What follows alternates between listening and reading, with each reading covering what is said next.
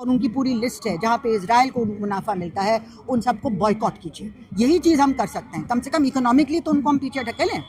ये जो G7 है, ये सारे के सारे अपने आप उनको बंद कर देना चाहिए, क्योंकि उनकी कोई आज़ादी नहीं अमेरिका के सामने, और उनके अपने देश के लोग उनके खिलाफ हो गए हैं। जिस तरह से इन्होंने अभी अभी मतलब झूठ को इस तरह से पेश करते हैं जैसे कि वो सच है कि ईरान थ्रेट है। अरे इजराइल जो हमला पहले करता है, और इजराइल जिसने 5 देशों पे हमला किया है, वो थ्रेट नहीं। जिसके पास न्यूक्लियर वेपन्स हैं वो थ्रेट नहीं है, और जिसके पास न्यूक्लियर वेपन्स नहीं है, जिसने आज तक किसी देश पे हमला नहीं किया, बल्कि इराक ने ईरान पे हमला किया था, वो भी अमेरिका के कहने पे। सद्दाम हुसैन ने ईरान पे हमला किया था क्योंकि आप नहीं चाहते थे कि ईरान में ऑयल नेशनलाइज हो।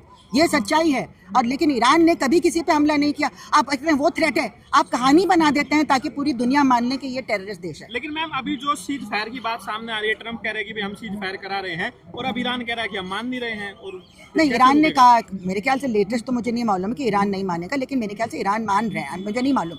लेकिन अभी लेटेस्ट में देखना चाह रही थी कि न्यूज़ क्या है, लेकिन जो लास्ट मैंने देखा था कि तो ईरान भी इस फेवर में नहीं कि हम लगातार करते रहें।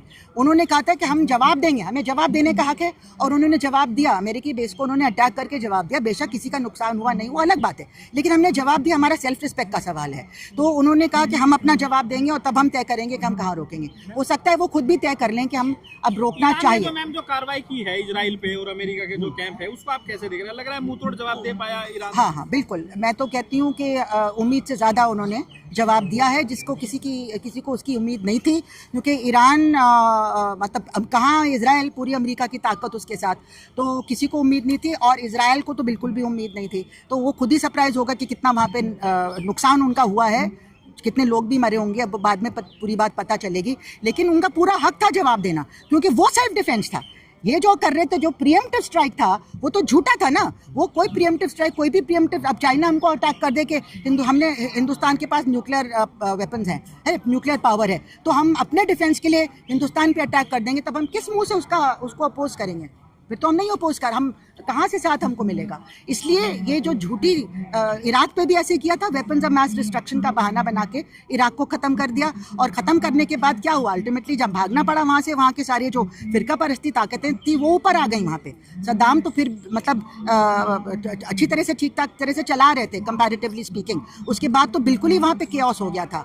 इसी तरह से ईरान में लाख हमारे डिफरेंसेस हो सकते हैं, किसी रिजीम जानबूझ के कहते हैं, किसी भी सरकार के साथ हमारे डिफरेंसेस हज़ार हो सकते हैं, कि महिलाओं के मामले में हमें अपनी हिंदुस्तान की सरकार भी खिलाफ है, कई चीज़ें हम उनके खिलाफ हैं, लेकिन हम कभी भी सपोर्ट नहीं करेंगे कि कोई बाहर का देश आके हमारे ऊपर बमबारी करके हमारी सरकार को बदले।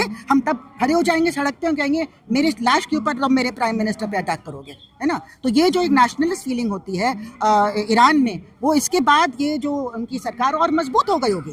जो भी झगड़े अंदर के थे वो अलग करके लोग एक साथ हो गए होंगे, मुझे ये लगता है। और बल्कि अब तो उनके ऊपर दबाव होगा कि अब तुमको न्यूक्लियर वेपन बनाना चाहिए। पूरा फतवा छोड़ दीजिए, न्यूक्लियर वेपन बनाइए, क्योंकि जिनके पास न्यूक्लियर है पावर, ये उनके ऊपर ये अमेरिका अटैक नहीं करता है, नॉर्थ कोरिया की तरह। प्रोग्राम जारी रखना चाहिए। हाँ, बिल्कुल जारी रखना चाहिए। अब क्योंकि बाकी या तो सारे छोड़ दें। अरे इजराइल छोड़ दे तो वो भी छोड़ देगा। इजराइल छोड़ने को तैयार है नहीं, तो ये एक तरफा कैसे हो सकता है? डबल स्टैंडर्ड्स, है ना? तो कौन बचाएगा फिर ईरान को? कल को फिर हमला हुआ, है ना? तो अब तो लगता है कि डेटरेंट हम तो कभी भी नहीं मानते थे कि होना चाहिए, लेकिन जब सारे देश कर रहे हैं तो जो जिनके पास है वो अमेरिका से थोड़ा सा उनको प्रोटेक्शन है, और जिनके पास नहीं उनको तो ये तबाह कर देंगे तो जब चाहे। फिलिस्तीन पे क्या असर होगा? क्या आपको लग रहा है फिलिस्तीन में भी कुछ राहत मिलेगी सबके बाद? हम तो चाह रहे थे भैया इसके बहाने ही कुछ राहत मिल जाए, और तो कोई कुछ कर नहीं रहा है।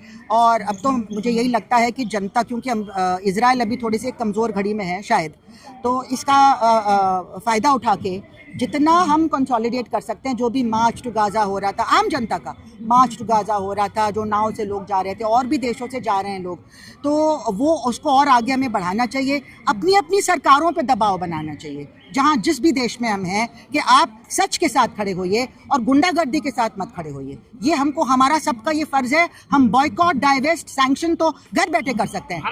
एक मिनट, इनकी जो कंपनियां हैं और उनकी पूरी लिस्ट है जहाँ पे इजराइल को मुनाफा मिलता है, उन सबको बॉयकॉट कीजिए। यही चीज़ हम कर सकते हैं, कम से कम इकोनॉमिकली तो उनको हम पीछे ढकेलें। भारत सरकार का स्टैंड आप कैसे देखते हैं? भारत सरकार तो बहुत ही शर्मनाक है। और कुछ नहीं कह सकते। आपने अभी हाल में फिर रेजोल्यूशन में अब्सटेन किया, मतलब ये क्या मतलब है कि हम यहाँ भी कुछ नहीं बोलेंगे, वहाँ भी कुछ नहीं बोलेंगे, और सीक्रेटली आप इजराइल का फ़ायदा करा रहे हैं, आप उनके संग कोलैबोरेट कर रहे हैं वेपन्स में, वो अडानी कर रहा है, और वो जो कर रहे हैं उन्होंने वहाँ से पेगासस लिया है ना, और वो उसे अपने अपोनेंट्स के ऊपर स्पाई किया, अपने अपोनेंट्स के खिलाफ उन्होंने लैपटॉप्स में क्या क्या डाल के उनको फंसाया है ना, ये सब हुआ, उस पर कभी इन्वेस्टिगेशन ठीक से नहीं हुआ। तो कोई ना कोई फ़ायदा आप क्योंकि इजराइल से ले रहे हैं और उनसे सीख रहे हैं कैसे अपनी जनता को दबा के रखना चाहिए, उनके खिलाफ ड्रोन्स चलाना चाहिए, उनको फ़िरका परस्ती में किस तरह से तबाह करना चाहिए, वो सीख रहे हैं वहाँ से। तो हम उनका साथ दे रहे हैं, जो गुंडा है उसका साथ हम दे रहे हैं, है ना। और कहने को तो ठीक है हम 2 स्टेट सोल्यूशन के साथ हैं पेपर पे, लेकिन हर रेजोल्यूशन में जहाँ पे हमको स्टैंड लेना चाहिए था यूएन का, जितने देश थे जो ज़रा सी भी जिनकी इज्जत है दुनिया में, उन्होंने स्टैंड लिया वहाँ पे कि ईरान पे अटैक इजराइल को नहीं करना चाहिए। हमने ये नहीं, हमने अब्सटेन किया, और हमने बजाय इजराइल को फ़ोन करके कहो कि तुम डी एस्केलेट करो, हमने ईरान को फ़ोन पे कहा कि आप डी एस्केलेट करिए। हम तो शुरू से ही एस्केलेट नहीं कर रहे हैं, हमें तो जवाब देने का हक है ना अपने डिफेंस में। ट्रंप ने वार रुकवाया है या कैसे रुका है, ये सीज फायर क्यों हुआ है? देखिए ऐसा है कि ट्रंप, मेरा अंदाज है कि इजराइल परेशान हो गया, तो इजराइल ईरान की मिसाइलों का सामना नहीं कर पा रहा था, और ये जो बम गिरा है ना, हो सकता है उससे कोई नुकसान हुआ नहीं हो, ईरान तो कह रहा है, हमें नहीं मालूम, हो सकता है कि उन्होंने अपना माल पहले ही निकाल लिया हो। तो फ़ायदा क्या हुआ, ना रजीम चेंज हुआ, और इजराइल में बमबारी चलती जा रही थी। तो अपने आप को बचाने के लिए इन्होंने ट्रंप से कहा कि अब सीज़ फायर का वो कर दो, और ईरान भी मान जाएगा। ईरान भी खून खराबा नहीं चाहता, जहाँ तक हम देख रहे हैं। ईरान ने सिर्फ अपने सेल्फ डिफेंस पे फायर किया, अपनी इज्जत की बात है कि हम कम से कम हमें जवाब देने का मौका मिले। उन्होंने जो इजराइल पे बमबारी की, और फिर एक अमेरिकन बेस पे कतर में उन्होंने वहाँ पे मिसाइल का अटैक किया, तो उनका एक सेल्फ रिस्पेक्ट का बात था कि हमने भी आपके ऊपर अटैक किया है। वो भी नहीं चाहते हैं कि युद्ध चलता चला जाए, मेरा ये अंदाज है, क्योंकि युद्ध से किसी का फायदा नहीं होता है। अब क्या सीज फायर इसमें ईरान ने ज़्यादा रिस्ट्रेंट दिखाया है, सबसे कम रिस्ट्रेंट, सबसे बड़े तानाशाह अमेरिका और इजराइल ने दिया, सबसे कम रिस्ट्रेंट, और जो रिस्पॉन्सिबिलिटी, जिम्मेदारी और रिस्ट्रेंट दिखाया है वो ईरान ने दिखाया। ट्रंप ने लेकिन क्रेडिट ले लिया ना। क्रेडिट उसको लेने से इसका मतलब थोड़ी कि उसको मिल गया क्रेडिट, वो क्रेडिट तो कुछ भी कर सकता है, उसके पास मीडिया में भी कंट्रोल है, लेकिन जनता को मालूम है, जनता को मालूम है कि क्या सच्चाई है। और देखने उसको अभी म्यूजिक फेस करना पड़ेगा अपने देश में, ये सब जो उसने किया गैर कानूनी तरीके से।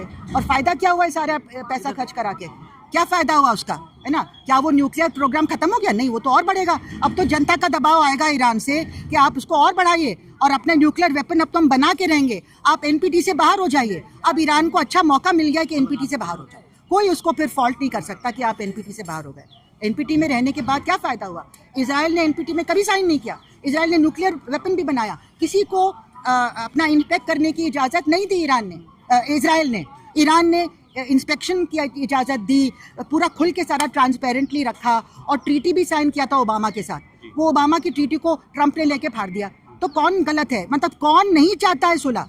ये असल में चाहते हैं कि जो इजराइल के वही हो। इजराइल चलाता है अमेरिका को, पूरा देश इजराइल चला रहा है। इजराइल चाहता है कि ऐसी आवाज़ मिडिल ईस्ट में ना हो जो इजराइल की दादागिरी के खिलाफ बोले या कोई इंडिपेंडेंट स्टैंड ले, इसलिए वो ईरान को खत्म करना चाहता है। रूस की वजह ज़्यादा समय हो चुका है गाजा में, जिस तरह के हालात है उसको लेकर आप कैसे देखते हैं? और अब तक जो है 50,000 से ज़्यादा लोगों की जान जा चुकी है गाजा में, तो कैसे आप देखते हैं? मैं तो देखती हूँ कि इस तरह की हैवानियत और जो नरसंहार और जो गैर इंसानी काम हो रहा है, वो इसका कोई पैरेलल नहीं है पूरी हमारे मानव इतिहास में। क्योंकि अगर आप इसको हिटलर की जर्मनी से भी कंपेयर करेंगे तो उसने काफ़ी चीज़ें चोरी छुपे की थी। बहुत सारी चीज़ें काफ़ी दिन बाद जब विटनेसेस सामने आए थे, न्यूरमबर्ग ट्रायल्स हुए थे, तब पता चले कि कितना ज़्यादा हो रहा है। बाकी तो सब रूमर था, लोग जानते थे कि कुछ ना कुछ चल रहा है, लेकिन इस तरह का सबूत नहीं था उनके पास, बाद में पता चला। यहाँ तो इतनी बेशर्मी है कि 24/7 लाइव टीवी में एक एक चीज़ दिखाई जा रही है, फिर भी इनको कोई शर्म नहीं, करते चले जा रहे हैं। इनका बाप का राज है, हम जो चाहेंगे करेंगे। तो इसमें एक इंसानियत का, हैवानियत का जो सवाल है, उसमें मतलब इससे ज़्यादा बड़ा मुझे पैरेलल कभी भी पूरी दुनिया के इतिहास में नहीं मिला है। और बहुत शर्म की बात है कि हालांकि दुनिया भर में लाखों लोग सड़कों पर निकले हैं, लेकिन उनकी सरकारें जो हैं, थोड़ी सी सरकारों को छोड़ के बाकी जो सरकारें हैं वो पूरी तरह से अमेरिका की पिछलग्गू बन के मैम, लोग सड़कों पर उतरे हैं, लोग बयानबाजी भी कर रहे हैं, जबानी खर्च हो रहा है, कोई किसी का साथ तो दे नहीं रहा है। ना गाजा में किसी ने साथ दिया, ना जो ईरान के साथ जो हो रहा है ना उसमें कोई साथ आ रहा है। सिर्फ जबानी खर्च हो रही है, इसको लेकर आप कैसे ये देखते देखिए, हैं? ज़बान से भी बोलना एक साथ होता है, क्योंकि कई लोग ज़बान से बोलने के बाद उनको गिरफ्तार कर लिया जाता है। देखिए, कल रात में भी जो हमारे स्टूडेंट्स हैं बहुत सारे, हमारी यूनिवर्सिटी के भी देश स्टूडेंट्स खड़े हैं। हुए जो ईरान के साथ, जो कंट्री जो नहीं, ईरान देश के की साथ- बात है, मैं अभी हाँ। जनता की बात कर रही हूँ। तो जनता जो कर सकती है वो कर रही है, जिसको करना चाहिए वो कर रही है, और मैं मानती हूँ कि औरों को करना चाहिए। डरने की कोई बात नहीं है हमको। अगर हम अपने अभी हम इंसानियत के लिए खड़े नहीं होंगे तो हमारे लिए भी कोई खड़ा नहीं होगा। और एक जो इंसाफ देखता है सबका, तो वो देखेगा कि हमारे साथ भी इंसाफ नहीं मैम, होगा। आप- तो लेकिन सरकारें जो हैं वो अपना अपना इंटरेस्ट देखती हैं, या वो गुलाम बन चुकी हैं किसी न किसी वजह से। अमेरिका के दुमलग्गू, इजराइल के दुमलग्गू, सारे जो इस्लामिक देश हैं वो बन चुके हैं। बहुत शर्म की बात है। और यूरोप तो पहले से था, ये सारे जो G7